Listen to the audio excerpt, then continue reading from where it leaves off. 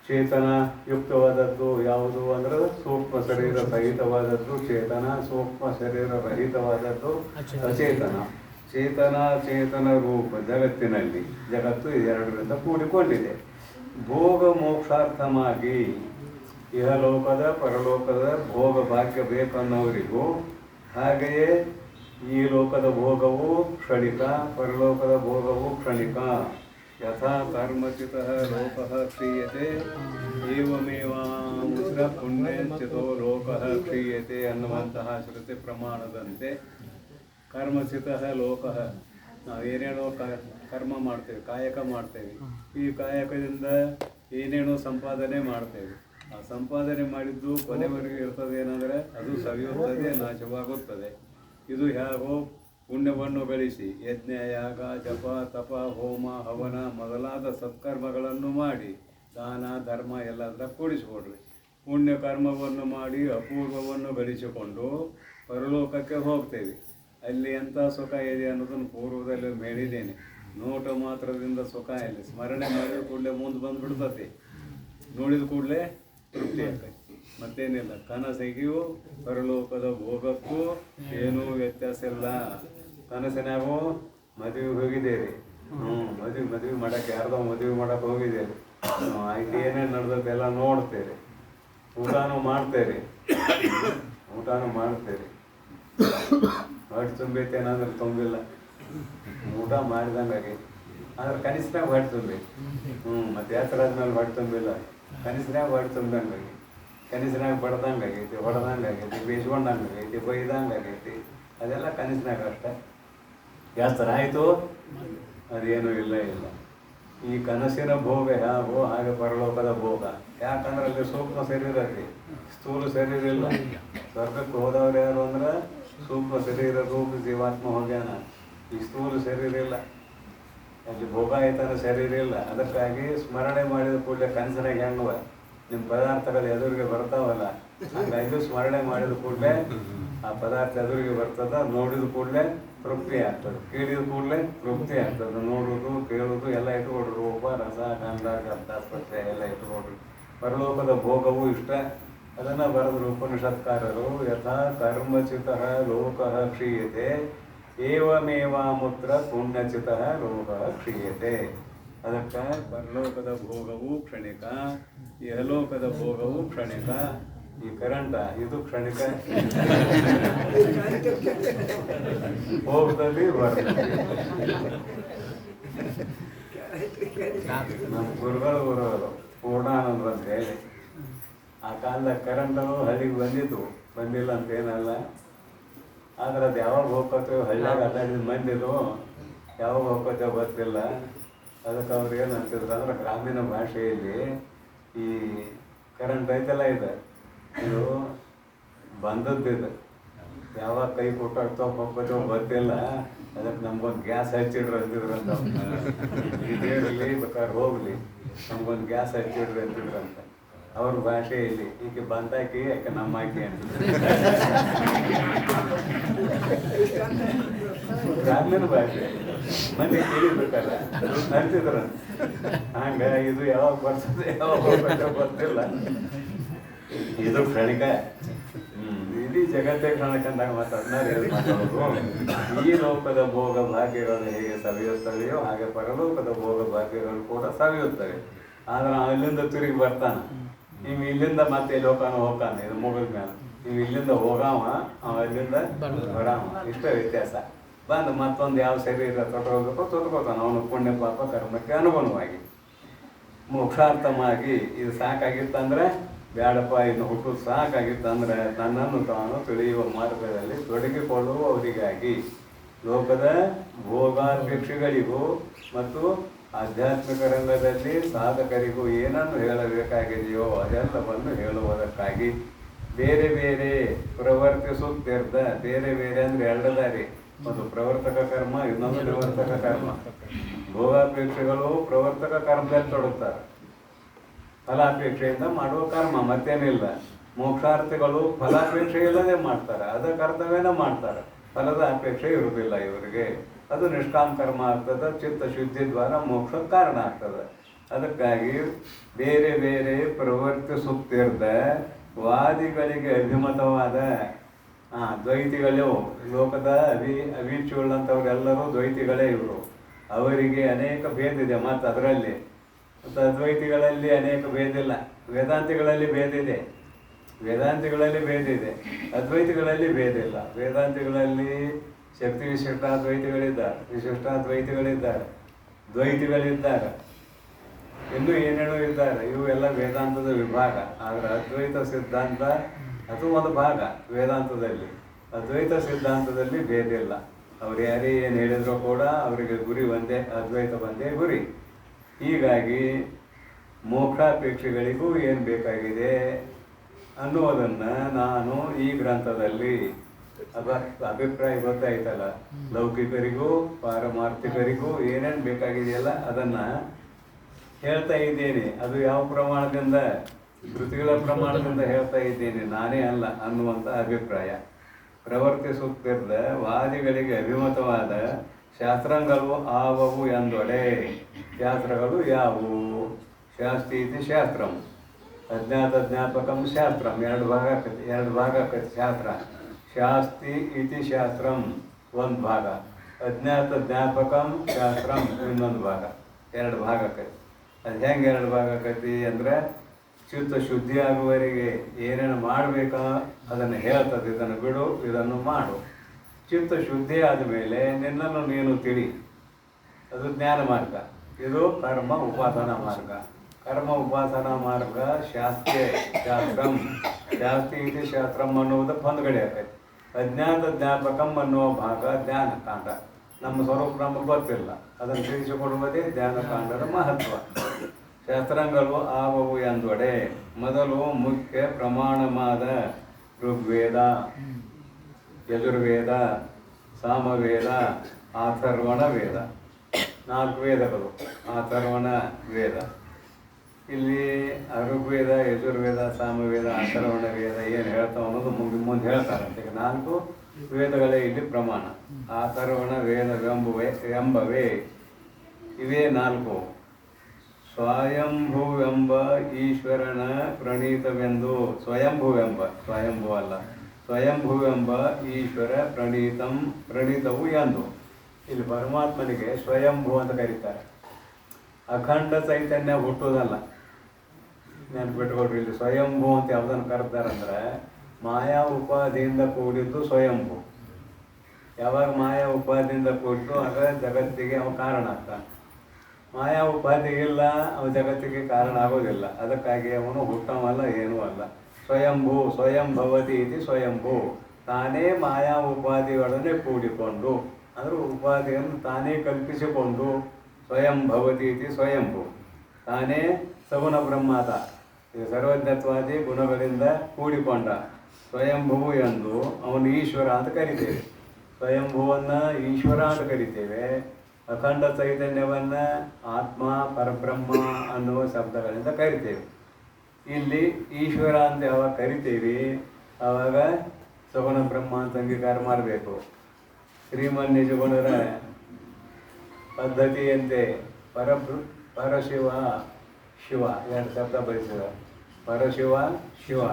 ಶಿವ ಅನ್ನುವ ಶಬ್ದ ಏನು ಹೇಳ್ತದಂದ್ರೆ ಸಗುಣ ಬ್ರಹ್ಮವನ್ನು ಹೇಳ್ತದೆ. ಮಾಯಾ ಉಪಾಧಿಯಿಂದ ಕೂಡಿಕೊಂಡಿರುವ ಸಗುಣ ಬ್ರಹ್ಮವನ್ನು. ಅದಕ್ಕೆ ನಾವು ಚಿತ್ರ ಬರೆದಿದ್ದಾರೆ ಹಿರಿಯರು. ಪಾರ್ವತಿ ಪರಮೇಶ್ವರ ಚಿತ್ರ ಬರ್ತಾರೆ, ನೋಡಿದಿರಿಲ್ಲ? ಈ ಭಾಗ ಪಾರ್ವತಿ, ಎಡಭಾಗ ಇದು ಪರಮೇಶ್ವರ.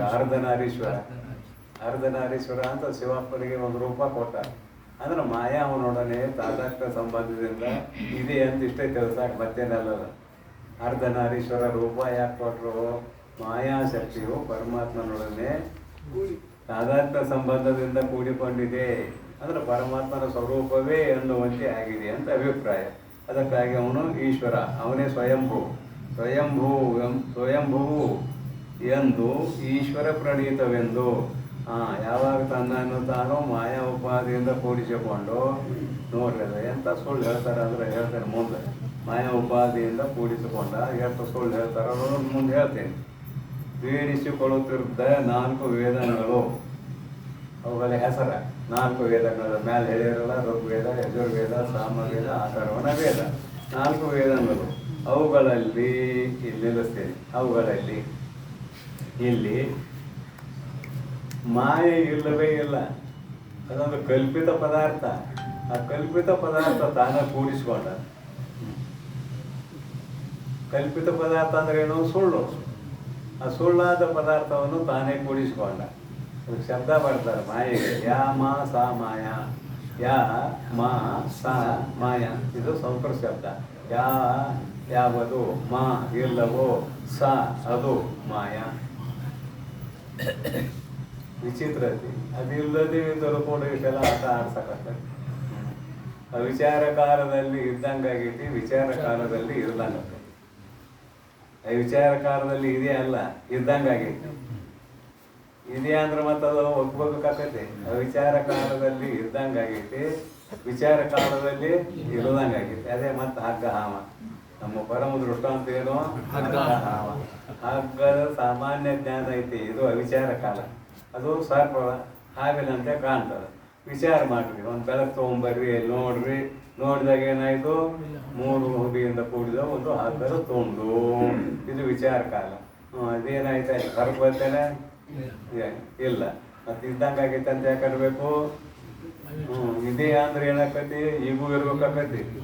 ಅಧಿಷ್ಠಾನದ ಜ್ಞಾನದಾಗಲೂ ಇರ್ಬೇಕಾಕತಿ. ಅದಕ್ಕಾಗಿ ಹಗ್ಗದಲ್ಲಿ ಭ್ರಾಂತಿಯಿಂದ ತೋರುವ ಸರ್ಪವು ಇದ್ದಂತೆ ಆಗಿದೆ, ಇಲ್ಲ.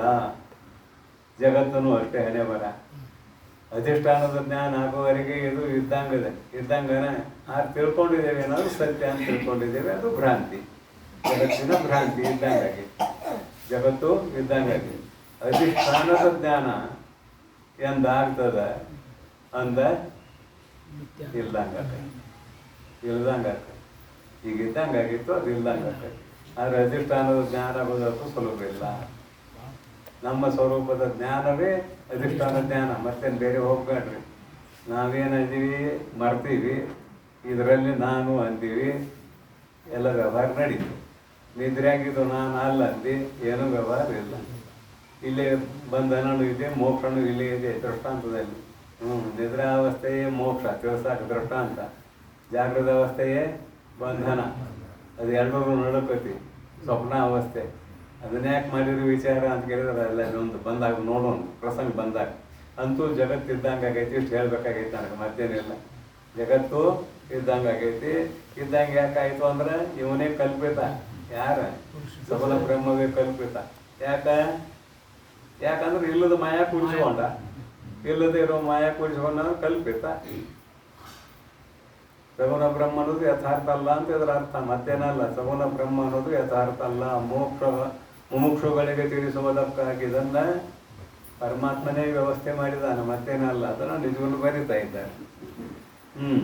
4 ವೇದ ಪ್ರಮಾಣ ವೇದಂಗಲು ಅವುಗಳಲ್ಲಿ ಏನಾಯಿತು ಅಂತ ಕೇಳಿದ್ರೆ ಮುಂದಿನ ಹೆಟ್ಟಿಗೆ ಹೋಗ್ತಾರೆ, ಮುಂದಿನ ಹೆಗ್ಗಿಗೆ ಹೋಗ್ತಾರೆ. ಅವುಗಳಿಗೆ ಭೇದ ಹೇಳ್ತಾರೆ, ಮತ್ತೇನಿಲ್ಲ. ವೇದಗಳ ಪ್ರಭೇದಗಳು ಅಂತ ಹೇಳ್ತಾರೆ. 4 ವೇದಗಳು ಬೇರೆ ಬೇರೆ ಆದವು.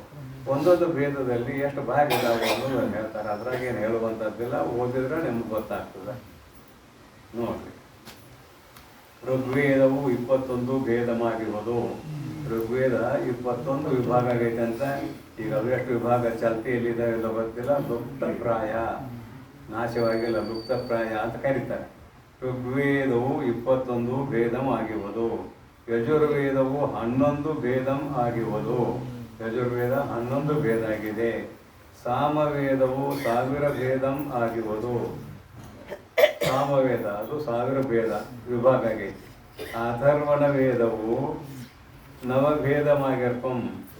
ನಿಜಗುಣರ ಶಾಸ್ತ್ರದಲ್ಲಿ ಈ ಸಂಸ್ಕೃತ ಶಬ್ದ ಸಹಜವಾಗಿ ಪ್ರವೇಶ ಆಗಿಬಿಡ್ತಾವ. ಯಾಕೆ ನೋಡ್ರಿ, ಇಲ್ಲ ಸಂಸ್ಕೃತ ಶಬ್ದ ಹಾಕ್ಯಾರ. ಋಗ್ವೇದವು 21 ಭೇದಮಾಗಿರುವುದು ಅನ್ನುವಲ್ಲಿ ಕನ್ನಡ ಬರ್ತಿದ್ರು ಸಂಖ್ಯಾವಾಚಕ. 21 ಭೇದಮಾಗಿರುವುದು. ಯಜುರ್ವೇದವು 11 ಭೇದ ಆಗಿದೆ ಅಂತ ಸಂಖ್ಯಾವಾಚಕ 11 ಶಬ್ದ ತಂದರು. ಸಾಮವೇದವು 1000 ಭೇದವಾಗಿರುವುದು ಅಂದ್ರೆ ಅದು ಕನ್ನಡ ಶಬ್ದನ ತಂದರು. ಅಥರ್ವಣ ವೇದವು 9 ಭೇದವಾಗಿರ್ಕಮ್ಮ ಅಂತ ಹೇಳ್ಬೇಕಲ್ಲ, 9 ಭೇದವಾಗಿರ್ಕಮ್ಮ ಅಂತ ಬಂದರು. 9 ಅಂದ್ರೆ 9. ಆ ಸಂಸ್ಕೃತ ಶಬ್ದ ಇವರ ಪುಸ್ತಕದಲ್ಲಿ ಸಹಜವಾಗಿ ಪ್ರವೇಶ ಆಗ್ತಾವೆ. ಇದು ಏನು ಕನ್ನಡ ಮಾತಾಡೋರು ಬಹಳಷ್ಟು ಮಂದಿ ಇಂಗ್ಲೀಷ್ ಶಬ್ದ ಬಳಸ್ತಿರ್ತಾರೆ ಒಂದೊಂದು. ಏನು ಪ್ರಾಬ್ಲಮ್ ಬಾ ಊಟನೂ ಎಲ್ಲ ಬರ್ತಿಲ್ಲ, ಏನು ಪ್ರಾಬ್ಲಮ್ ಆಗಿದೆ ಇದು ಸಹಜವಾಗಿ. ಕರೆಕ್ಟಾಗಿ ಆಯ್ತಾ. ಇದು ಇಂಗ್ಲೀಷ್ ಶಬ್ದ ಓದಿದನೆಲ್ಲ ಗೊತ್ತಿಲ್ಲ ಇಂಗ್ಲೀಷ್. ಇಂಥ ಶಬ್ದಗಳು ಎಷ್ಟಿದಾವು ಕನ್ನಡ ಭಾಷೆಯಲ್ಲಿ ನಿಮ್ಗೆ ಗೊತ್ತು. ಅದರಂತೆ ನಿಜಗುಣರು ನಮ್ಮ ಸಾಹಿತ್ಯವನ್ನು ಬರೆಯುವಾಗ ಸಹಜವಾಗಿ ಸಂಸ್ಕೃತ ಶಬ್ದಗಳನ್ನು ಬಳಕೆ ಮಾಡಿದ್ದಾರೆ ಅನ್ನೋದು ಅಷ್ಟ ಉದಾಹರಣೆ ಇದು. ಇಲ್ಲೇನು ವಿಶೇಷ ಇಲ್ಲ, ಭೇದ ಅಷ್ಟೇ ಹೇಳಿದರು. ಈ ರೀತಿಯಾಗಿ ವೇದಗಳು ವಿಭಾಗವನ್ನು ಹೊಂದಿವೆ ಅಂತ ಇದರ ಅಭಿಪ್ರಾಯ. ಮುಂದೆ ವೇದವಾಕ್ಯ ಸ್ವರೂಪ ಅಂತಾರೆ ನೋಡ್ರಿ. ವಿಧಿವಾದ, ಆ ವೇದವಾಕ್ಯಗಳಲ್ಲಿ ಏನೇನು ವಾದಗಳಿದೆ ಅನ್ನೋದನ್ನು ಹೇಳ್ತಾರೆ. ಅರ್ಥವಾದ, ಮಂತ್ರವಾದ, ನಾಮಧೇಯಂಗಳೆಂಬ 4 ಭೇದತೆಂ ಸಮಸ್ತ ಧರ್ಮಗಳಿಂ ಬೋಧಿಪವು.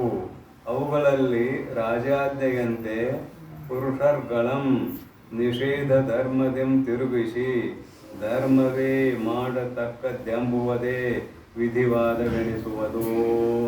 ಇಲ್ಲಿ ವಿಧಿವಾದ ಅವರ ಬರ್ತಾರೆ ವಿವರಣೆವಾಗಿ.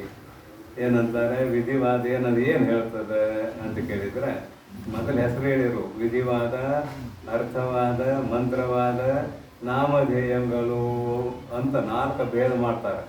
4 ಭೇದ ಮಾಡಿ ಸಮಸ್ತ ಧರ್ಮಗಳು ಅಂದರೆ ಎರಡು ನಾವು ಮೊದಲು ಹೇಳಿದ್ದು, ಒಂದು ಪ್ರವರ್ತಕ ಒಂದು ನಿವರ್ತಕ. ಸಮಸ್ತ ಧರ್ಮಗಳು ಬೋಧಿಪವು ಹೇಳುತ್ತವೆ. ಅವುಗಳಲ್ಲಿ ರಾಜಾಜ್ಞೆಯಂತೆ, ರಾಜನು ಆಜ್ಞೆ ಮಾಡ್ತಾನೆ. ರಾಜ ಏನು ಆಜ್ಞೆ ಮಾಡ್ತಾನೆ ಅದು ನಡಿಬೇಕಲ್ಲ, ಸಂವಿಧಾನ. ಇಂದಿನ ಲೋಕ ಹೊಂದುವಂಗ ಸಂವಿಧಾನದ ಕೆಳಗೆ ಓದಬೇಕು ನಾವು ಭಾರತದಲ್ಲಿದ್ದವರೆಲ್ಲ. ನಮಗೂ ಸಂವಿಧಾನಕ್ಕೂ ಸಂಬಂಧ ಇಲ್ಲ ಅಂದವು ಜೈಲಿಗೆ ಹೋಗ್ತಾನೆ. ನಮಗೂ ಸಂವಿಧಾನಕ್ಕೂ ಸಂಬಂಧ ಇಲ್ಲ, ನನಗೆ ಸಂವಿಧಾನಕ್ಕೆ ನ್ಯಾಯ ಕೊಡ್ಬೇಕು ಅಂದ್ರೆ ಒಂದೇ ನಾವು ಜೈಲಿಗೆ ಹೋಗ್ತಾನೆ, ಮತ್ತೇನಿಲ್ಲ. ಯಾಕೆ? ಒಂದು ದೇಶಕ್ಕೆ ಒಂದು ನಿಯಮ ಇರ್ತದೆ. ಆ ನಿಯಮಕ್ಕೆ ಒಳಪಟ್ಟು ಬದುಕಿದರೆ ಆ ದೇಶಕ್ಕೆ ಗೌರವ ಕೊಟ್ಟಾನೆ. ಆ ನಿಯಮಕ್ಕೆ ನಾವು ಒಳಪಟ್ಟು ಬದುಕದೆ ಹೋದರೆ ಆ ದೇಶಕ್ಕೆ ನಾವು ಗೌರವ ಕೊಟ್ಟಂಗೆ ಆಗೋದಿಲ್ಲ ಅನ್ನೋದಕ್ಕಾಗಿ ಸಂವಿಧಾನವನ್ನು ನಿರ್ಮಾಣ ಮಾಡಿದ್ದಾರೆ ನಮ್ಮ ಭಾರತದಲ್ಲಿ. ಸ್ವಾತಂತ್ರ್ಯ ಸಿಕ್ಕ ಮೇಲೆ ಸಂವಿಧಾನ. ಮೊದಲು ರಾಜರಿದ್ರು, ಆ ರಾಜರನ್ನೆಲ್ಲ ಇಳಿಸಿ ಏನು ಮಾಡಿದರು, ಪ್ರಜಾಸತ್ತಾತ್ಮಕ ರಾಜ್ಯ ಅಂತ ಕರೆದ್ರು. ಪ್ರಜಾಸತ್ತಾತ್ಮಕ ರಾಜ್ಯ ಅಂತ ಯಾವಾಗ ಬಂತು, ಆಗ ಇಲೆಕ್ಷನ್ ಆರಂಭ ಆದವು. ಇಲೆಕ್ಷನ್ ಆರಂಭ ಆದಮೇಲೆ ರಾಜರು ಬೆಂಡ ರಾಜರು ತಮ್ಮ ಆಡಳಿತಕ್ಕೆ ತಕ್ಕಂತೆ ಅವರು ವಿಭಾಗ ಮಾಡ್ಕೊಂಡಿದ್ರು. ಆದರೆ ಇಡೀ ಪ್ರಜೆಗಳೇ ರಾಜರು ಆದ ಮೇಲೆ ಎಲ್ಲ ಪ್ರಜೆಗಳು ಒಂದು ನಿಯಮನಕ್ಕೆ ಒಳಪಡಬೇಕಾಗ್ತದೆ. ಅದನ್ನು ಸಂವಿಧಾನ ಅಂತ ಮಾಡಿದರು ಎಲ್ಲರೂ ಕೂಡಿ.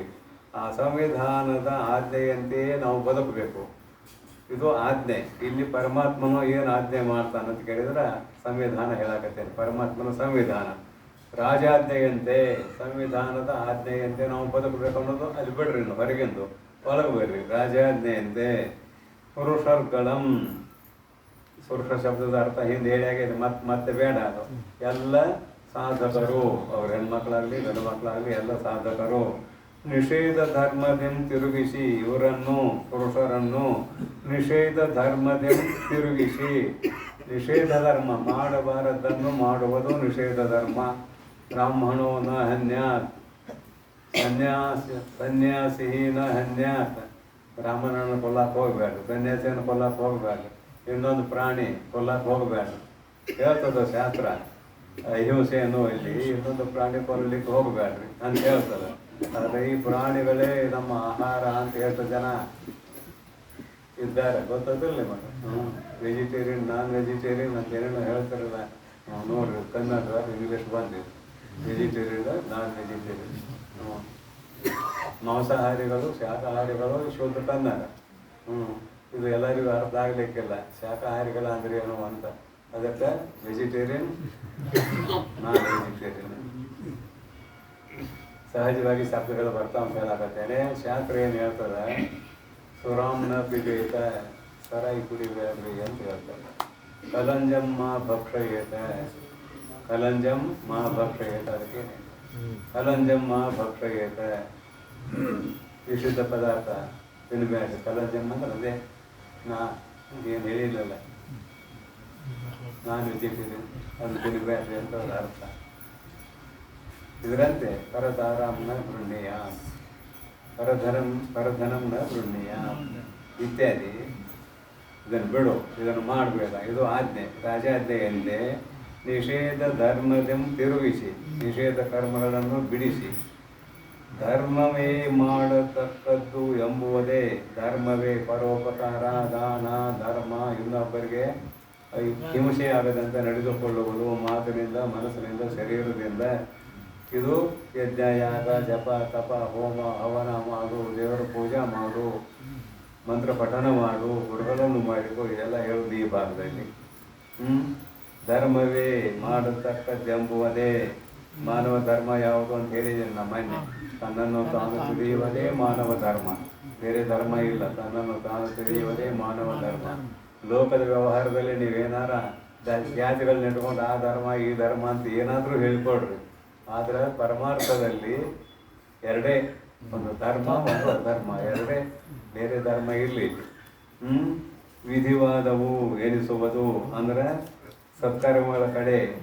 ಸತ್ಕರ್ಮಗಳ ಕಡೆಗೆ ಈತನನ್ನು ಮುಖ ಮಾಡಿಸುವುದು ಏನದು ವಿಧಿವಾದವು ಎನಿಸುವುದು. ಇದು ಒಂದು ವಿಧಿವಾದ. 4 ಥರನಾದ ವಾದಗಳಿದಾವೆ ಅಂತ ಹೇಳಿದ್ದಾರೆ. ವಿಧಿವಾದವು ವಂದಿಗಳಂತೆ. ರಾಜರನ್ನು ಮೊದಲ ವಂದಿ ಮಾಗದರು ಅಂತ ಎಬ್ಬಿಸ್ತಿದ್ರು. ಮೊದಲ ಬೆಳಿಗ್ಗೆ ಬಂದು ಅವ್ರ ಮನೆ ಮುಂದೆ ವಂದಿ ಮಾಗದರು, ಸ್ತುತಿ ಮಾಡೋರು, ಹೊಗಳವರು, ವಾದ್ಯಗಳನ್ನು ಬಾರಿಸೋರು, ಅವ್ರು ಇದ್ದಾಗ ಹೇಳ್ತಿದ್ದಂಥ ಅದೇನು ಹಳೆ ಕಾಲದ ಕತೆ. ಇವೇನು ಮಾಡ್ಬೇಕಂದ್ರೆ ಶಾಸ್ತ್ರ ಹೇಳ್ತದೆ, ಮುಮುಕ್ಷುವಿನನ್ನು, ಮನುಷ್ಯನನ್ನು ಹಾಡಿ ಹೊಗಳಿ, ಅಂದರೆ ಇದನ್ನು ಮಾಡಿದರೆ ಅರ್ಥವಾದ ಅಂತ ಹೇಳಿದ್ರೆ, ಇದನ್ನು ಮಾಡಿದರೆ ನೀನು ನಿತ್ಯ ಶುದ್ಧ ಬುದ್ಧ ಮುಕ್ತ ಅಂತ ಕರೆಸಿಕೊಳ್ಳುವ ಪರಮಾತ್ಮನೇ ಆಗತಿ. ಇದು ವಂದಿಗಳಂತೆ. ಅತಿಶಯಾರ್ಥಮಂ, ನೀನೇ ಪರಬ್ರಹ್ಮ ಅಂತ ಹೇಳುವುದೇನಿದೆಯಲ್ಲ, ಅತಿಶಯಾರ್ಥಮಂ. ಕೊಂಡಾಡಿ, ಮುಮುಕ್ಷುವಿನನ್ನು ಕೊಂಡಾಡಿ ಉತ್ಸಾಹಿಸುವುದೇ. ಅವನಿಗೆ ಶಾಸ್ತ್ರದಲ್ಲಿ ಪ್ರೀತಿ ಬರಲಿ, ಶಾಸ್ತ್ರದಲ್ಲಿ ತನ್ನನ್ನು ತೊಡಗಿಸಿಕೊಳ್ಳಿ. ಯಾವ ಶಾಸ್ತ್ರ? ಅಧ್ಯಾತ್ಮ ಶಾಸ್ತ್ರ, ಹೊರಗಿನ ಶಾಸ್ತ್ರ ಅಲ್ಲ. ಶಾಸ್ತ್ರದಲ್ಲಿ ತನ್ನನ್ನು ತೊಡಗಿಸಿಕೊಳ್ಳುವಂತಹ ಅವನಲ್ಲಿ ಉತ್ಸಾಹ ಉಂಟಾಗಬೇಕು. ಉತ್ಸಾಹಿಸುವುದೇ ಅರ್ಥವಾದವೆನಿಸುವುದು. ಒಂದು ವಿಧಿವಾದ, ಇನ್ನೊಂದು ಅರ್ಥವಾದ. ಇನ್ನು ಮುಂದಿನ ಏನು ಹೇಳ್ತಾರಂದ್ರೆ, ಆಚಾರ್ಯನಂತೆ ಮಾಡತಕ್ಕದ್ದು ಅಂತೂ ಮಾಡತಕ್ಕದು ಅಂತೂ ತೋರ್ಪುದೇ ಮಂತ್ರವಾದವೆನಿಸುವುದು. ಗುರುಗಳು ಏನನ್ನು ಅನುಷ್ಠಾನ ಮಾಡಿದ್ದಾರೆಯೋ ನೀನು ಅದನ್ನೇ ಅನುಷ್ಠಾನ ಮಾಡುವ ಪ್ರಯತ್ನ ಮಾಡು. ಗುರುಗಳು ನಡೆದ ದಾರಿಯಲ್ಲಿ ನಿನ್ನನ್ನು ನೀನು ತೊಡಗಿಸಿಕೋ ಅಂತ ಹೇಳುವುದೇ ಇಲ್ಲಿ ಮಂತ್ರವಾದ ಅಂತ ಕರೆಸಿಕೊಳ್ತದ. ಮಂತ್ರವಾದವೆನಿಸುವುದು. ಇನ್ನು ಜನನಿ ಜನಕರಂತೆ, ತಾಯಿ ರಾಜಗಳು ಯಜ್ಞ ಯಾಗಾದಿಗಳನ್ನು ಮಾಡಿಕೊಂಡು ಬರುವಾಗ ಅನೇಕ ಯಜ್ಞ ಯಾಗಾದಿಗಳ ಹೆಸರುಗಳನ್ನು ಹೇಳ್ತಿದ್ರು. ಇಲ್ಲಿ ತಾಯಿ ತಂದೆಗಳು ತಮ್ಮ ಮಕ್ಕಳಿಗೂ ಕೂಡ ನಾಮಕರಣ ಮಾಡಿರ್ತಾರೆ. ಆ ನಾಮಕರಣಗಳನ್ನು ಅವರು ಬಳಸ್ತಾರೆ ವ್ಯವಹಾರದಲ್ಲಿ. ನಾಮಕರಣ ಮೊನ್ನೊಂದ್ಸಲ ಹೇಳಿದಿಲ್ಲ, ದೇವರ ಹೆಸರಿಡ್ರಿ ಅಂತ ಹೇಳಿ. ಪುರುಷರಿಗೂ ದೇವರ ಹೆಸರಿಡ್ರಿ, ಹೆಣ್ಮಕ್ಳಿಗೂ ದೇವರ ಹೆಸರಿಡ್ರಿ. ಇವು ಪಿಂಕಿ ಗಿಂಕಿ ರೇಖಾ ಗೀಕಾ ಇವು ಬೇಡಪ್ಪ. ಚೇತನ ಅಂತ ಹೆಸರ, ಇನ್ನೂ ಅದು ಪಾಠ. ಚೇತನ ಅಂದ್ರೆ ಚೈತನ್ಯ ಗೊತ್ತೈತೆ ಇಲ್ಲ ಒಟ್ಟು ಚೇತನ ಅಂತ ಇಟ್ಟಿರ್ತಾರೆ. ಆದರೆ ಹೆಸರನ್ನು ದೇವರ ಹೆಸರಿಡ್ರಿ. ಆ ಹೆಸರು ಬಂತಂದ್ರೆ ಬಾಯಾಗ ಸಾಯುವಾಗ ಅಜಾಮಿಳ ಅನ್ನುವ ಬ್ರಾಹ್ಮಣ ಅತಿ ದುರಾಚಾರಿ, ಆದರೆ ನಾರಾಯಣ ಅಂತ ಹೆಸರಿಟ್ಟಿದ್ದ. ಅವನ ಮೇಲೆ ಭಾಳ ಪ್ರೀತಿ ಇದೆ. ಇನ್ನೂ ಮಕ್ಕಳಿದ್ದು ಬಿಡು, ಈ ನಾರಾಯಣ ಅಂದ್ರೆ ಭಾಳ ಪ್ರೀತಿ. ಸಾಯಿ ಮುಂದೆ ನಾರಾಯಣ ನಾರಾಯಣ ಅಂತ ವೈಕುಂಠ ಅಧಿಪತಿ ಇದಾನಲ್ಲ ವಿಷ್ಣು ಪರಮಾತ್ಮ, ತನ್ನ ದೂತರನ್ನು ಕಳಿಸಿ ಇವನು ಕಟ್ಕೊಂಡು ಹೋದಂತ. ಅದು ರೋಚಕ ವಾಕ್ಯ. ಅಂದ್ರೆ ಅಭಿಪ್ರಾಯ ಏನು? ದೇವರ ಹೆಸರಿಟ್ರೆ ಸಹಜವಾಗಿ ಎಲ್ಲಿ ಪುಣ್ಯ ಬರ್ತದಂತ ಅಭಿಪ್ರಾಯ. ರೋಚಕ ವಾಕ್ಯ. ಮತ್ತು ಜ್ಞಾನ ದೇವತ ಕೈವಲ್ಯ ಅಂತೇಳಿ ನಾವು ಸಾಯಿ ಮುಂದೆ ನಾರಾಯಣ ಅಂದ್ರೆ ಸಾಕಲ್ಲ, ವೈಕುಂಠ ಹೋಗ್ತೇವೆ, ಮತ್ತೆ ಯಾಕೆ ಶಾಸ್ತ್ರ ಓದ್ಬೇಕು, ಏನು ಕೆಲಸ ಅಂದ್ಗಿದ್ದೀರಿ ಅಂತಿದ್ರೆ ಅಭಿಪ್ರಾಯ, ಮತ್ತೇನಿಲ್ಲ. ಏನಂದ್ರು ಜನನಿ ಜನಕರಂತೆ ಯಾಗಾದಿಗಳ ಪ್ರಸರಂ. ತಾಯಿ ತಂದೆಗಳು ತಮ್ಮ ಮಕ್ಕಳನ್ನು ಹೆಸರು ಹಿಡಿದು ಕರೆಯುವಂತೆ ಯಾಗಾದಿಗಳನ್ನು ಕೇಳುವುದೇ ನಾಮಧೇಯ ಮಕ್ಕಂ.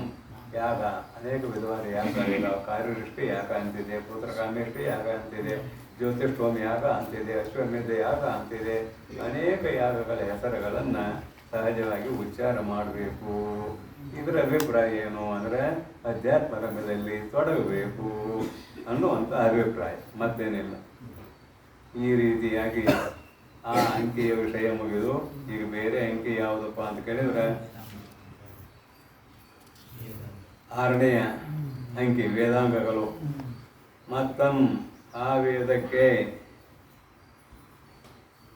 ಪಾದ, ಹಸ್ತ, ಮುಖ, ಪ್ರಾಣ, ನೇತ್ರ, ಶ್ರೋತ್ರಗಳು ಆದ ಕ್ರಮದಂ. ಇಲ್ಲಿ ಏನು ಬರೀತಾರೆ ಅಂತ ಕೇಳಿದ್ರೆ 6 ಅಂಗಗಳನ್ನು ಅಭ್ಯಾಸ ಮಾಡ್ಬೇಕಂತ. ಆ ಅಂಗಗಳ ಹೆಸರು ಹೇಳ್ತಾರೆ, ಇಲ್ಲಿ ಹೇಳಿದ್ದಾರೆ.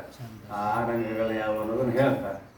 ಆ 6 ಅಂಗಗಳನ್ನು ಅಭ್ಯಾಸ ಮಾಡಿದಾಗ ವೇದಗಳ ಅರ್ಥಗಳು ತಿಳಿಯುತ್ತವೆ. ಅವು ಯಾವುವು ಅಂತ ಕೇಳಿದರೆ ಕಲ್ಪ, ವ್ಯಾಕರಣ, ಶಿಕ್ಷೆ, ಜ್ಯೋತಿಷ, ನಿರುಕ್ತಿಗಳು ಎಂಬ ಷಡಂಗಗಳು. 6 ಅಂಗಗಳು. ಆ ಹೆಸರು ಬರಬೇಕು ನೋಡ್ರಿ. ಛಂದಸ್ಸು 1, ಕಲ್ಪ 2, ವ್ಯಾಕರಣ 3, ಶಿಕ್ಷೆ 4, ಜ್ಯೋತಿಷ 5, ನಿರುಕ್ತಿ 6. ಈ 6 ಅಂಗಗಳು ಇವನ್ನು ಅಭ್ಯಾಸ ಮಾಡಬೇಕು. ಇದು ಒಂದೊಂದು ಗ್ರಂಥ ಓದಾಕನ ಹಿಂದಿನ ಕಾಲದವರಿಗೆ ಒಂದೊಂದು ಜನ್ಮ ಬೇಕೇನೋ ಗೊತ್ತಿಲ್ಲ, ಅಷ್ಟು ದೊಡ್ಡ ದೊಡ್ಡ ಪುಸ್ತಕಗಳಿವೆ. ಈ ಅಂಗಗಳು ಅಷ್ಟು ದೊಡ್ಡ ಪುಸ್ತಕಗಳು. ಇಲ್ಲಿ 6 ಅಂಗಗಳು, ಷಡಂಗಗಳು. ಅವುಗಳಲ್ಲಿ ಛಂದಶಾಸ್ತ್ರ ಏನು ಹೇಳ್ತದಂದ್ರೆ ಮಂತ್ರಾದಿಗಳಿಗೆ ತ್ರಿಷ್ಟುಪ, ಅನುಷ್ಟುಪ, ಸಪರಿ, ಅತಿ ಸಪರಿ, ಪಂಕ್ತಿ, ಅತಿ ಪಂಕ್ತಿ ಇತ್ಯಾದಿ 21 ಅಕ್ಷರಗಳವರೆಗೆ ವಿಭಾಗ ಮಾಡ್ತದೆ ಮಂತ್ರಗಳನ್ನು. ಪ್ರತಿಯೊಂದು ಮಂತ್ರದಲ್ಲಿ 4 ಭಾಗ ಇರ್ತದೆ. ಅದು ಅನುಷ್ಟಪರ ಇರಲಿ, ದೃಷ್ಟಪರ ಇರಲಿ, ಯಾವುದೇ ಇರಲಿ 4 ಭಾಗ ಇರ್ತದೆ. 4 ಭಾಗ ಅಂದ್ರೆ 4 ಪಾದ ಮಾಡ್ತಾರೆ. 4 ಪಾದ, ಒಂದು ಭಾಗಕ್ಕೆ ಒಂದೊಂದು ಪಾದ ಅಂತ ಹೆಸರಿಡ್ತಾರೆ. ಈಗ ನೋಡ್ರಿ, ನೀವು ಭಗವದ್ಗೀತಾ ಓದ್ತೀರಿ ಅಂತ ಇಟ್ಕೊಡ್ರಿ. ಧರ್ಮಕ್ಷೇತ್ರ, ಕುರುಕ್ಷೇತ್ರ ಇದೊಂದು ಪಾದ. ಸಮವೇತ ಈ ಉತ್ಸವ ಅದೊಂದು ಪಾದ. ಧರ್ಮಕ್ಷೇತ್ರ, ಕುರುಕ್ಷೇತ್ರ ಅಲ್ಲಿ 8 ಅಕ್ಷರ ಆಗ್ತಾವೆ. ಹೀಗೆ 8 ಅಕ್ಷರಕ್ಕೆ ಒಂದು ಪಾದ. 16 ಅಕ್ಷರ ಮೇಲಿನ ಚರಣದಲ್ಲಿ, ಕೆಳಗೆ 2 ಚರಣ ಇದಾವೆ, ಅಲ್ಲಿ 16, 32 ಅಕ್ಷರಗಳಿಂದ ಕೂಡಿದ್ದು ಅನುಷ್ಟುಪ ಛಂದಸ್ಸ. ಹಾಗೆ 9 ಅಕ್ಷರಗಳಿಂದ ಕೂಡಿದ್ದು ಛಂದಸ್ಸ ಹಾಕೊಂಡು ಹೋಗ್ತದೆ. 21 ಅಕ್ಷರಗಳವರೆಗೆ ಇವು ಛಂದಸ್ಸಿದಾವೆ. ಅದೇನಾಗ್ತದಂದ್ರೆ 4 ಭಾಗ ಮಾಡ್ತದೆ. ಓದುವಾಗ ನಿಮಗೆ ನಿಲ್ಲಲಿಕ್ಕೆ, ವಿಶ್ರಾಂತಿ ಪಡೀಲಿಕ್ಕೆ 4 ಭಾಗ. ಕಾಲು ಭಾಗ ಓದ್ರಿ, ನಿಲ್ರಿ, ಮತ್ತು ಕಾಲು ಭಾಗ ಓದ್ರಿ, ಮತ್ತು ಕಾಲು ಭಾಗ ಓದಿ ನಿಲ್ರಿ, ಮತ್ತು ಕಾಲು ಭಾಗ ಓದ್ರಿ. ಅಂದ್ರೆ ಸಹಜವಾಗಿ ಉಚ್ಚಾರ ಮಾಡುವುದಕ್ಕೆ ಅನುಕೂಲ ಆಗಲಿ ಅಂತ ಪಾದಗಳ ವ್ಯವಸ್ಥೆಯನ್ನು ಮಾಡಿದ್ದಾರೆ. ಇದು ವ್ಯಾಕರಣ ಸಂಬಂಧಪಟ್ಟದ್ದು, ಛಂದಶಾಸ್ತ್ರಕ್ಕೆ ಸಂಬಂಧಪಟ್ಟದ್ದು. ಛಂದಶಾಸ್ತ್ರ ಏನು ಹೇಳ್ತದೆ ಅಂದ್ರೆ ಮಂತ್ರಗಳಲ್ಲಿ 4 ಭಾಗ ಮಾಡಿದಾಗ ಸಹಜವಾಗಿ ಓದಕ್ಕೆ ಬರ್ತದೆ, ಸಹಜವಾಗಿ ಅರ್ಥ ಆಗ್ತದೆ ಅನ್ನುವಂಥ ಅಭಿಪ್ರಾಯ ಇದು. ಅದಕ್ಕಾಗಿ ಛಂದಸ್ಸಕ್ಕೂ ಪಾದಕ್ಕೂ ಅಂದರೆ ಅಲ್ಲಿ ಹೇಳ್ತೀನೋ 4 ಪಾದ ಸಂಬಂಧವಿದೆ. ಛಂದಸ್ಸಕ್ಕೂ ಪಾದಕ್ಕೂ ಸಂಬಂಧವಿದೆ. ಇನ್ನು ಮಂತ್ರಾದಿಗಳು ತ್ರಿಷ್ಟು ಮೊದಲಾದವುಗಳಿಂದ ಅಕ್ಷರದ ಗಣನೆಗಳನ್ನು ಮಾಡುವುದು. ಹೇಳಿದ್ದೆಲ್ಲ 9 8 ಅಕ್ಷರ, 6 ಅಕ್ಷರನೂ ಇದೆ. 6 ಅಕ್ಷರ, 7 ಅಕ್ಷರ, 8 ಅಕ್ಷರ, 9 ಅಕ್ಷರ, 10 ಅಕ್ಷರ ಒಂದೊಂದು ಪಾದದಲ್ಲಿ ಹೇಳ್ಕೊಂಡು ಹೋಗಿ 21 ಅಕ್ಷರಗಳವರೆಗೆ ಛಂದಶಾಸ್ತ್ರ ಇದೆ ಮಾಡುವುದು. ಇದು ಛಂದಸ್ಸಕ್ಕೂ ಪಾದಕ್ಕೂ ಏನು ಸಂಬಂಧ ಅಂತ ಕೇಳಿದರೆ 4 ಪಾದ ಇರ್ತದೆ, 4 ಭಾಗ ಇರ್ತದೆ. ಛಂದಶಾಸ್ತ್ರಕ್ಕೂ ಪಾದಕ್ಕೂ ಸಂಬಂಧ. ಇನ್ನು 2ನೇದು ಕಲ್ಪವೇ. ಛಂದಶಾಸ್ತ್ರ ಇಷ್ಟು ಕಲ್ಪವೇ ಅಶ್ವಲಾಯಿನಿ ಬೋಧಾಯನೈ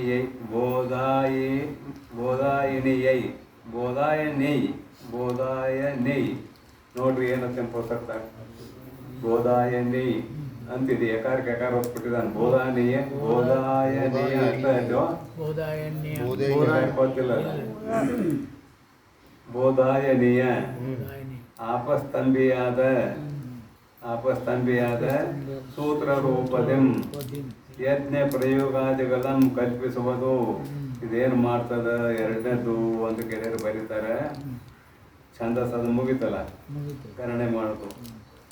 ಕಲ್ಪ ಅನ್ನೋದನ್ನು ತಗೊಳ್ರಿ. ಎರಡನೇದು ಕಲ್ಪ. ಇದು ಕಲ್ಪ ಏನೇನು ಮಾಡ್ತದ ಅನ್ನೋದಕ್ಕೆ ಬರೀತಾರೆ. ಅಶ್ವಲಾಯನೀಯ 1, ಬೋಧಾಯನೀಯ 2, ಅಪಸ್ತಂಭೀಯಾದ 3. ಇವು ಸೂತ್ರ ರೂಪದಿಂದ ಇದಾವೆ. ಮೂರು ಸೂತ್ರ ರೂಪದಿಂದ ಇದಾವೆ. ಇವೇನು ಹೇಳ್ತಾವು ಅಂತ ಕೇಳಿದ್ರೆ, ಹೇಗೆ ಕಲ್ಪ ಅನ್ನುವಂಥದ್ದು ಸಂಬಂಧವಿದೆ, ಮಾಡುವ ಕ್ರಿಯೆ ಸಂಬಂಧವಿದೆ, ನಿರುಕ್ತಿಗೂ ವ್ಯಾಕರಣಕ್ಕೂ ಕಲ್ಪಕ್ಕೂ. ಯಜ್ಞ ಯಾಗಾದಿಗಳನ್ನು ಯಾವ ಕ್ರಮದಲ್ಲಿ ಮಾಡಬೇಕು ಅನ್ನುವುದನ್ನು ತಿಳಿಸುವುದು ಕಲ್ಪದ ಅಭಿಪ್ರಾಯ. ಕಲ್ಪ ಅನ್ನುವಂಥ ಅಂಗದ ಅಭಿಪ್ರಾಯ. ಈ ಅಭಿಪ್ರಾಯಕ್ಕೆ ಅನುಗುಣವಾಗಿ ನೀವು ಯಜ್ಞ ಯಾಗಾದಿಗಳನ್ನು ಮಾಡಬೇಕಾಗುವುದನ್ನು ತಿಳಿಸುವುದು ಕಲ್ಪಶಾಸ್ತ್ರದ ಅಭಿಪ್ರಾಯ. ಅದಕ್ಕಾಗಿ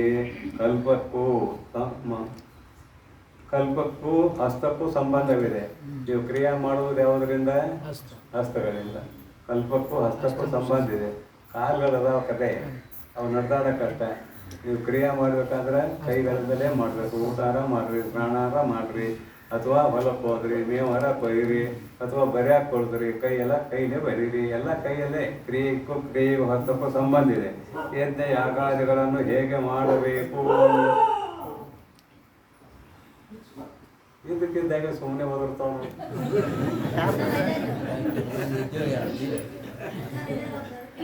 ಯಜ್ಞ ಯಾಗಾದಿಗಳನ್ನು ಮಾಡುವುದಕ್ಕೂ ಕೂಡ ಹಸ್ತವೇ ಮುಖ್ಯ, ಮತ್ತೇನಿಲ್ಲ.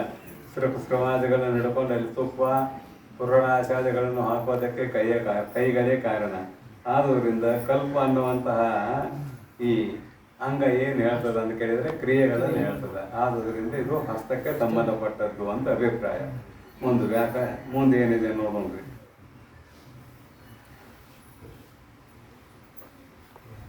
ಐಶ್ವರ್ಯನ ಬೋಧನೆ ಆಪಸ್ತಂಭಿಯಾದ ಸೂತ್ರ ರೂಪದಿಂದ ಯಜ್ಞ ಪ್ರಯೋಜಗಳನ್ನು ಕಲ್ಪಿಸುವುದು. ಇನ್ನು ವ್ಯಾಕರಣವೇ ಮುಂದೆಂದು ವ್ಯಾಕರಣಶಾಸ್ತ್ರಕ್ಕೂ ಏನು ಒಂದು ಹೆಸರು ಕೊಟ್ಟದಂದ್ರೆ ಮುಖಕ್ಕೂ ಸಂಬಂಧ ಇದೆ ಅಂತ ಕೊಟ್ಟಾರೆ. ವ್ಯಾಕರಣಶಾಸ್ತ್ರವೇ ಮುಖ ಅಂತ. ವೇದಗಳಿಗೆ ಮುಖ ಅಂತ ಅಂದ್ರೆ ಏನಿದ್ರ ಅಭಿಪ್ರಾಯ ಅಂದ್ರೆ ಉಚ್ಚಾರಣೆ ಮಾಡುವುದು ಮುಖ. ವ್ಯಾಕರಣ ಬಾಯಿನಿಂದ ಉಚ್ಚಾರಣೆ ಮಾಡಬೇಕು. ಆದುದರಿಂದ ವ್ಯಾಕರಣಶಾಸ್ತ್ರವು ಕೂಡ ವೇದಾಂಗ, ವೇದದ ಅರ್ಥವನ್ನು ತಿಳಿಸುವುದಕ್ಕೆ ವೇದಾಂಗ ಅಂತ ಕೊಟ್ಟರು. ಅದೇನು ಮಾಡ್ತದ? ವೈದಿಕ ಶಬ್ದ ಸಿದ್ಧಿಯಂ ಸಮರ್ಥಿಸುವುದು. ವೇದಗಳಲ್ಲಿ ಹೇಳಿರುವಂತಹ ಶಬ್ದಗಳ ಸಾಧುತ್ವವನ್ನು ಸ್ಥಾಪಿಸುವುದು. ಶಬ್ದಗಳ ಸಾಧುತ್ವ ಬಹಳ ಮುಖ್ಯ. ಶಬ್ದಗಳ ಸಾಧುತ್ವ ಇಲ್ಲ ಅಂದ್ರೆ ಅಪಾರ್ಥ ಆಗ್ತದೆ. ಅದಕ್ಕಾಗಿ ಶಬ್ದಗಳು ಯಥಾರ್ಥವೋ ಅಯಥಾರ್ಥವೋ ಅಂತ ತಿದ್ದಿ ಹೇಳುವುದೇ ಇದರ ಕೆಲಸ. ಮುಂದೆ ಶಿಕ್ಷೆ ಅಂತ ಒಂದಿದೆ ನೋಡ್ರಿ, ಶಿಕ್ಷಾಂಗ. ಅದೇನು ಹೇಳ್ತದೆ ಅಂತ ಕೇಳಿದ್ರೆ ಸ್ವರಗಳನ್ನು ಹೇಳ್ತದೆ. ಸ್ವರಗಳನ್ನು ಉದಾತ್ತ, ಅನುದಾತ್ತ, ಸ್ವರಿತ ಅಂತ 3 ಸ್ವರ. ಅದು ವೇದಾಧ್ಯಯನ ಮಾಡಿದವ್ರಿಗೆ ಗೊತ್ತು. ಅಲ್ಲಿ ಮ್ಯಾಲ ಚಿಹ್ನೆ ಹಾಕಿರ್ತಾರೆ. ಉದಾತ್ತ, ಅನುದಾತ್ತ, ಸ್ವರಿತ ಅಂತ ಮಂತ್ರಗಳ ಬರ್ತಾರಲ್ಲ, ಅಲ್ಲಿ ಚಿಹ್ನೆ ಹಾಕಿರ್ತಾರೆ. ಮ್ಯಾಲ ಒಂದು ಹಾಕಿರ್ತಾರೆ, ಅಡ್ಡೊಂದು ಹಾಕಿರ್ತಾರೆ, ಮತ್ತು 2 ಮ್ಯಾಲ ಹಾಕಿರ್ತಾರೆ. ಒಂದು ಮ್ಯಾಲ ಇರ್ತದೆ, ಒಂದು ಅಡ್ಡ ಇರ್ತದೆ, ಮತ್ತೊಂದು 2 ಮ್ಯಾಲ ಹಾಕಿರ್ತಾರೆ. ಗೀಟ ಅದು ಉದಾತ್ತ, ಅನುದಾತ್ತ, ಸ್ವರಿತ ಅಂತ ಹೇಳ್ತಾರೆ. ಉದಾತ್ತ ಅಂದ್ರೆ ಏನು, ಅನುದಾತ್ತ ಅಂದ್ರೆ ಏನು, ಸ್ವರಿತ ಅಂದ್ರೆ ಏನು ಅಂತ ಕೇಳಿದರೆ ಮಂತ್ರವನ್ನು ಉಚ್ಚಾರಣೆ ಮಾಡುವಾಗ ಸ್ವರ ಸಹಿತ ಮಂತ್ರವನ್ನು ಉಚ್ಚಾರಣೆ ಮಾಡೋದು ಭಾಳ ಕಷ್ಟ. ಸ್ವರ ಸಹಿತ ಮಂತ್ರ ಉಚ್ಚಾರಣೆ ಮಾಡಲಿಕ್ಕೆ ಆಗೋದಿಲ್ಲ. ಮಂತ್ರವನ್ನು ಉಚ್ಚಾರಣೆ ಮಾಡುವಾಗ ಉದಾತ್ತ ಅಂದ್ರೆ ಮೇಲಿನ ಅಂಗಳಕ್ಕೆ ಹತ್ತಬೇಕಾದ ಸ್ವರ ಉದಾತ್ತ. ಅನುದಾತ್ತ ಅಂದ್ರೆ ಕೆಳಗೆ ಬರಬೇಕು, ದಂತ ಹಲ್ಲಿಗೆ ಹತ್ತಬೇಕು. ಸ್ವರಿತ ಅಂದ್ರೆ ಮೇಲೆ ಕೆಳಗೆ 2 ನಡಕ್ಕಿರಬೇಕು ನಿಮ್ಮ ನಾಲಿಗೆ.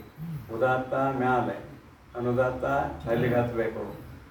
2ಕ್ಕೂ ಹಲ್ಲಿಗೂ ಹತ್ತಿಲ್ಲ, ಮ್ಯಾಗೂ ಹತ್ತಿಲ್ಲ, ನಡುವೆ ಇರಬೇಕು ನಾಲಿಗೆ.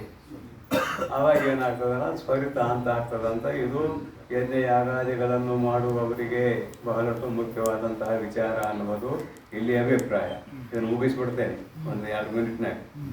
ಶಿಕ್ಷೆಯೇ ಶಿಕ್ಷೆಯೇ ಉದಾತ್ತ, ಅನುದಾತ್ತ, ಸ್ವರಿತ ಪ್ರತ್ಯಯಗಳಂ ಮಾಡ್ತದೆ. ಈ ರೀತಿಯಾಗಿ ಚತುರ್ವಿಧ ಸ್ವರಕರಣ ಪೂರ್ವಕವಾದ ಪದ ಪಾಳಿ ಕ್ರಮದಿಂದ ವೇದಾಧ್ಯಯನಾಧಿಕವಂ ಶಿಕ್ಷಿಸುವುದು ಇದರ ಕರ್ತವ್ಯ ಮುಗಿತು. ಜ್ಯೋತಿಷ್ಯ ಏನು? ಜ್ಯೋತಿಷ್ಯ ಅಂದರೆ ಏನು ಅಂತ ಕೇಳಿದರೆ ಲಗ್ನ, ತಿಥಿ, ವಾರ, ನಕ್ಷತ್ರ ನೋಡಿ ಯಾವ ಸಮಯದಲ್ಲಿ ಯಾವ ಯಜ್ಞವನ್ನು ಮಾಡಬೇಕು ಅನ್ನುವುದನ್ನು ತಿಳಿಸಿಕೊಡುವುದು ಜ್ಯೋತಿಷ್ಶಾಸ್ತ್ರದ ಅಭಿಪ್ರಾಯ. ವಾರ, ತಿಥಿ, ನಕ್ಷತ್ರ, ಕರ್ಣಾದಿಗಳನ್ನು ಇಟ್ಟುಕೊಂಡು ಕರ್ಮಗಳಿಗೆ ಕಾಲಗಳನ್ನು ತಿಳುಕುವುದು. ಈ ನಿರುಕ್ತಿ ಏನು ಹೇಳ್ತದೆ ಅಂದರೆ ಶಬ್ದದ ನಿರ್ವಚನವನ್ನು ಹೇಳ್ತದೆ. ವೇದಗಳಲ್ಲಿ ಬರುವಂತಹ ಶಬ್ದಗಳ ನಿರ್ವಚನ ಅಂದರೆ ಅದು ಹೇಗೆ ಬಿಟ್ಟಿತು, ಅದರ ಅರ್ಥ ಏನು, ಇದೆಲ್ಲವನ್ನು ವಿಸ್ತಾರವಾಗಿ ಹೇಳುವುದು ನಿರುಕ್ತ ಅನ್ನುವ ವೇದಾಂಗದ ಕರ್ತವ್ಯ ಅಂತ. ಇಲ್ಲಿ ಈ ಮುಖ್ಯವಾದ ವಿಷಯ ಏನಪ್ಪ ಅಂದರೆ 4 ವೇದಗಳು ಪ್ರಮಾಣ. 4 ವೇದಗಳು ಮುಂದೇನಾದವು ವಿಭಾಗ ಆದವು. ಈ ವಿಭಾಗ ಆದಂತಹ ವೇದಗಳನ್ನು ಮತ್ತೆ 4 ಭಾಗ ಮಾಡಿದರು. 4 ಭಾಗ ಮಾಡಿ ಆ ವೇದಗಳ ಅರ್ಥ ಗೊತ್ತಾಗಬೇಕಂದ್ರೆ 6 ಅಂಗಗಳನ್ನು ಅಭ್ಯಾಸ ಮಾಡ್ಬೇಕಂತ ಹೇಳಿದರು. ಈ 6 ಅಂಗಗಳ ವಿಷಯಗಳನ್ನು ಸಂಕ್ಷಿಪ್ತವಾಗಿ ಇಲ್ಲಿ ವಿವರಿಸಲಾಗಿದೆ ಎಂಬಲ್ಲಿಗೆ ಇವತ್ತಿನ ಪ್ರವಚನಕ್ಕೆ ವಿಶ್ರಾಂತಿ. ಓಂ ತತ್ಸತ್ ಪರಬ್ರಹ್ಮಣೇ ನಮಃ.